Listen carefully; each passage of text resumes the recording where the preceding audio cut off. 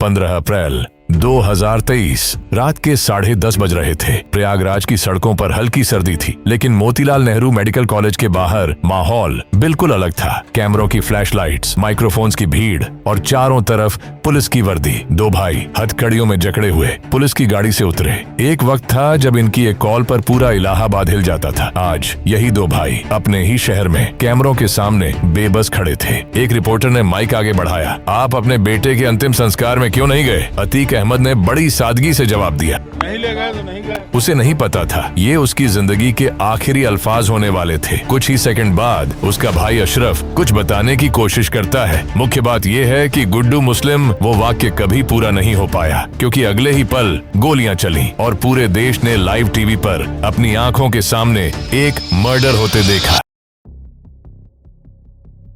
ये कहानी है अतीक अहमद की, उस तांगे वाले के बेटे की जो हाई स्कूल तक पास नहीं कर पाया, लेकिन आगे चलकर 5 बार विधायक, 1 बार सांसद और यूपी का सबसे खौफनाक नाम बन गया। एक ऐसा शख्स जिसके एक इशारे पर पूरा शहर हिलता था, लेकिन जिसकी अपनी मौत कैमरों के सामने बेइज्जत होकर हुई। आखिर कैसे बना ये पूरा सफर और कहाँ हुई वो चूक जिसने उसे इस अंजाम तक पहुंचाया? चलिए बिल्कुल शुरू से समझते हैं। अतीक अहमद का जन्म 10 अगस्त 1962 को इलाहाबाद यानी आज के प्रयागराज में हुआ था। उसकी फैमिली बेहद गरीब थी। पिता हाजी फिरोज अहमद तांगा चलाकर घर चलाते थे। माँ सलीका बेगम एक साधारण हाउसवाइफ थी। अतीक को बचपन से ही गरीबी से नफरत थी। हाई स्कूल में फेल होने के बाद उसने पढ़ाई का रास्ता छोड़ दिया और पैसे कमाने का अपना ही तरीका खोज निकाला। शुरुआत हुई ट्रेनों से कोयला चुराकर बेचने से। धीरे धीरे उसने रेलवे स्क्रैप के कॉन्ट्रैक्टर्स को धमकाना शुरू कर दिया ताकि टेंडर उसके हाथ लगे। 1979 में सिर्फ 17 साल की उम्र में अतीक पर पहली बार मर्डर का केस दर्ज हुआ। यही नहीं, वो उत्तर प्रदेश में गुंडा एक्ट के तहत बुक होने वाला पहला शख्स भी बना। एक ऐसा रिकॉर्ड जो उस वक्त किसी और के नाम नहीं था। शुरुआती दिनों में उसने इलाहाबाद के एक और बड़े गैंगस्टर चांद बाबा के साथ मिलकर काम किया और उसी नेटवर्क से उसे क्राइम की असली ट्रेनिंग मिली। धीरे धीरे अतीक ने अपना खुद का गैंग खड़ा कर लिया। जमीनों पर कब्जा करना, एक्सटॉर्शन करना, ये उसका रोज का काम बन गया। लेकिन अतीक सिर्फ एक स्ट्रीट गैंगस्टर बनकर नहीं रुकना चाहता था, उसे कुछ बड़ा चाहिए था। 1989 में अतीक ने एक बड़ा दांव खेला। उसने इलाहाबाद वेस्ट सीट से बतौर इंडिपेंडेंट कैंडिडेट असेंबली इलेक्शन लड़ा और जीत भी गया। एक क्रिमिनल के लिए ये कोई मामूली बात नहीं थी। अगले ही साल 1990 में उसका सबसे बड़ा राइवल शौकत इलाही एक पुलिस एनकाउंटर में मारा गया। इसके बाद अतीक अहमद को कोई चैलेंज करने वाला नहीं बचा। वो अंडरवर्ल्ड का अनडिस्प्यूटेड बादशाह बन गया और अब उसका नाम खुलेआम एक्सटॉर्शन, किडनैपिंग और मर्डर से जुड़ने लगा। अगले कुछ सालों में अतीक की पॉलिटिकल जर्नी किसी रोलर कोस्टर से कम नहीं रही। 1991 में, 1993 में फिर जीता, लगातार तीसरी बार, वो भी बतौर इंडिपेंडेंट, बिना किसी बड़ी पार्टी के सहारे के।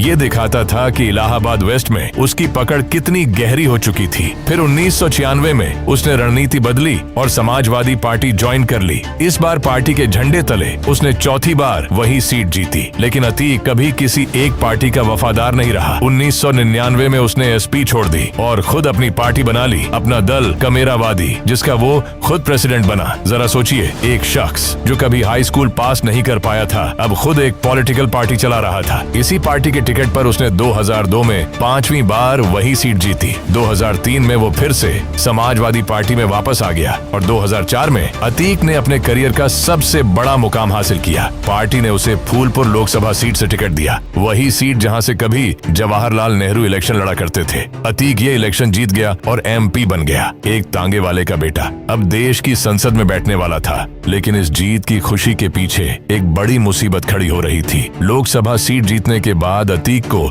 इलाहाबाद वेस्ट की विधायक सीट खाली करनी पड़ी। ये सीट अब उसके भाई अशरफ, जिसे खालिद अजीम भी कहा जाता था, को देनी पड़ गई। लेकिन 2004 के इलेक्शन में अशरफ को एक बड़ा झटका लगा। वो बहुजन समाज पार्टी के राजू पाल से हार गया। ये हार अतीक की फैमिली के लिए नाकाबिले बर्दाश्त थी। 25 जनवरी 2005 राजू पाल, जो अब विधायक बन चुका था, अपने 2 साथियों देवीलाल पाल और संदीप यादव के साथ धूमनगंज थाने के पास से गुजर रहा था। तभी अटैकर्स ने उन पर अंधाधुंध फायरिंग शुरू कर दी। राजू पाल और उसके दोनों साथी मौके पर ही मारे गए। राजू पाल की वाइफ पूजा पाल ने इस हत्या की FIR दर्ज कराई। इसमें उसने अतीक अहमद, उसके भाई अशरफ और 7 और लोगों को नामजद किया। अतीक को इस केस में मैन एक्यूज्ड के तौर पर अरेस्ट भी किया गया, लेकिन बाद में उसे बेल मिल गई। जेल के अंदर से भी उसकी पकड़ अंडरवर्ल्ड पर उतनी ही मजबूत रही जितनी बाहर थी। यहाँ एक हैरान करने वाली बात हुई, इस मर्डर के बाद जो इलेक्शन हुआ उसमें अशरफ ने दोबारा इलेक्शन लड़ा और इस बार वो राजू पाल की विडो पूजा पाल को हरा दिया। एक ऐसा शख्स जिस पर उसी सीट के पिछले विधायक की हत्या का एलिगेशन था, अब खुद उसी सीट से जीतकर विधायक बन बैठा था। इस पूरे मामले में एक शख्स ऐसा भी था जो सबसे अहम विटनेस बन गया, उमेश पाल। वो राजू पाल का करीबी था और इस मर्डर का चश्मदीद गवाह था। आने वाले सालों में यही उमेश पाल अतीक अहमद के पूरे एम्पायर के पतन की वजह बनने वाला था। आरोप है कि अतीक अहमद और उसके साथियों ने उमेश पाल को किडनैप करवा कर धमकाया ताकि वो कोर्ट में अतीक के पक्ष में बयान दे, लेकिन उस वक्त अतीक की पॉलिटिकल पहुंच इतनी मजबूत थी कि वो हर बार बच निकलता। 2007 में अतीक की पॉलिटिकल लाइफ में पहली बड़ी दरार आई। एक मदरसे में रेप के एलिगेशन में फंसे लोगों को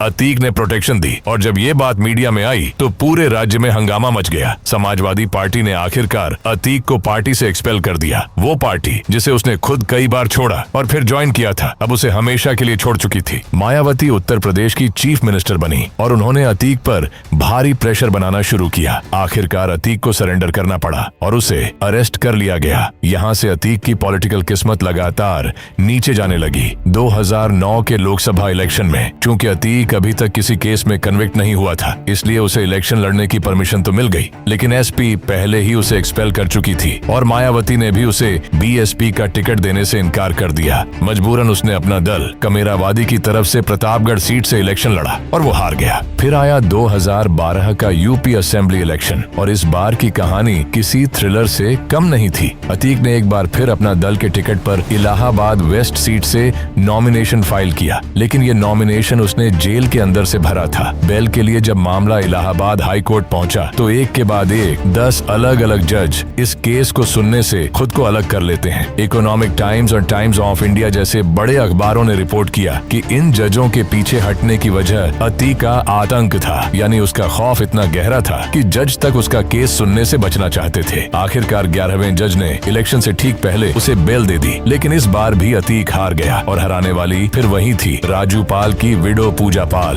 2014 में अतीक फिर से समाजवादी पार्टी में वापस लौटा और श्रावस्ती सीट से लोकसभा इलेक्शन लड़ा। उसे करीब 25% वोट मिले, 85,000 से भी ज्यादा वोटों से हार गया। फिर आया एक बेहद अजीब मोड़। 2019 के लोकसभा इलेक्शन में अतीक अहमद ने खुद प्रधानमंत्री नरेंद्र मोदी के खिलाफ वाराणसी सीट से बतौर इंडिपेंडेंट कैंडिडेट नॉमिनेशन भर दिया। सोचिए, एक शख्स जो कभी संसद में बैठ चुका था अब देश के सबसे ताकतवर आदमी के सामने चुनौती दे रहा था। नतीजा क्या रहा? उसे सिर्फ 833 वोट मिले। 2021 में अतीक और उसकी वाइफ शाइस्ता परवीन ने असदुद्दीन ओवैसी की पार्टी AIM ज्वाइन कर ली। यही उसकी आखिरी पॉलिटिकल पार्टी साबित हुई। अब वापस चलते हैं क्राइम की तरफ, क्योंकि यहीं से उसका असली पतन शुरू होता है। 2016 में अतीक और उसके गुर्गों ने सैम हिगिनबॉटम यूनिवर्सिटी के स्टाफ पर अटैक बोल दिया, क्योंकि यूनिवर्सिटी ने चीटिंग करते पकड़े गए 2 स्टूडेंट्स को एग्जाम से रोक दिया था। इस अटैक का एक वीडियो वायरल हो गया जिसमें अतीक खुद टीचर और स्टाफ को पीटता दिख रहा था। जनवरी 2017 में समाजवादी पार्टी में एक बड़ा बदलाव आया। अखिलेश यादव ने अपने पिता मुलायम सिंह यादव से पार्टी की कमान अपने हाथ में ले ली। अखिलेश क्रिमिनल से डिस्टेंस बनाना चाहते थे और अतीक अहमद अब पार्टी के लिए बोझ बनता जा रहा था। इलाहाबाद हाई कोर्ट ने भी यूपी पुलिस पर सख्ती दिखाई और अतीक को अरेस्ट करने का प्रेशर बनाया। आखिरकार अतीक अरेस्ट हुआ और उसे देवरिया जेल भेज दिया गया, लेकिन जेल की दीवारें भी अतीक को रोक नहीं पाई। देवरिया जेल के अंदर से ही उसने एक बिजनेसमैन मोहित जायसवाल को किडनैप करवाकर जेल के अंदर बुलवा लिया। उसे जबरदस्ती प्रॉपर्टी के पेपर्स पर साइन करवाए और बुरी तरह पीटा भी। मामला सुप्रीम कोर्ट तक पहुंचा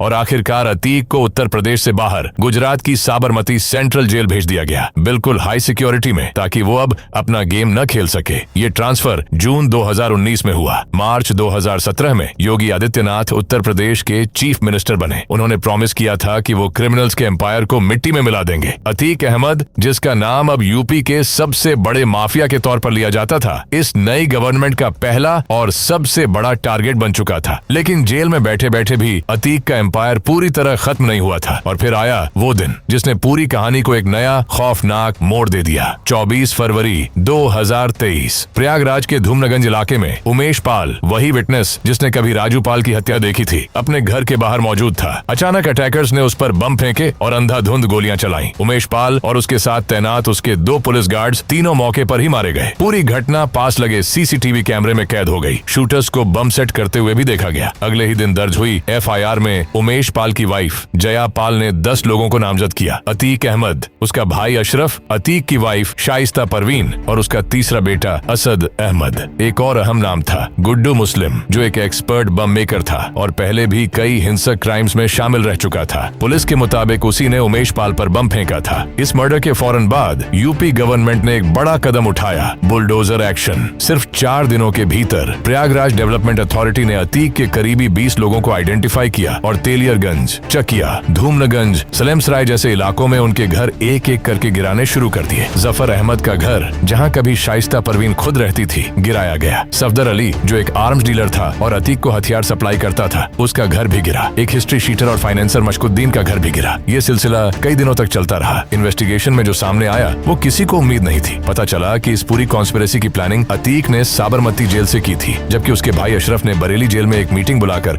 आखिरी प्लान तय किया था। जेल के अंदर से बाहर बैठे बेटे को हत्या का ऑर्डर भेजा गया। एविडेंस के तौर पर पुलिस को अतीक के लॉयर का वो मोबाइल फोन मिला जिसमें ये पूरी बातचीत दर्ज थी। इस पूरे ऑपरेशन की कमान असद अहमद के हाथ में थी, अतीक का तीसरा बेटा, जिसकी उम्र सिर्फ 19 साल थी। सीसीटीवी फुटेज में साफ दिखा कि असद खुद गाड़ी से उतरकर उमेश पाल के पास गया और पॉइंट ब्लैंक रेंज से गोली मार दी। उमेश पाल भागकर पास की गली में गया, लेकिन असद ने वहां भी पीछा करके उस पर गोलियां बरसाईं। सबसे शॉकिंग बात ये थी, असद पर इससे पहले कभी कोई क्रिमिनल केस दर्ज नहीं हुआ था। वो लखनऊ में पढ़ाई कर रहा था, लॉ की डिग्री लेने की तैयारी में था, आगे पढ़ना चाहता था, लेकिन फैमिली के क्रिमिनल बैकग्राउंड की वजह से उसका पासपोर्ट वेरिफिकेशन रिजेक्ट हो गया था। फिर आया 13 अप्रैल 2023 का दिन। उसी दिन अतीक और अशरफ को उमेश पाल मर्डर केस में प्रयागराज कोर्ट में पेश किया गया था और 14 दिन की जुडिशियल कस्टडी में भेजा गया था। इस केस ने अतीक अहमद की कहानी में एक और खतरनाक अध्याय जोड़ दिया।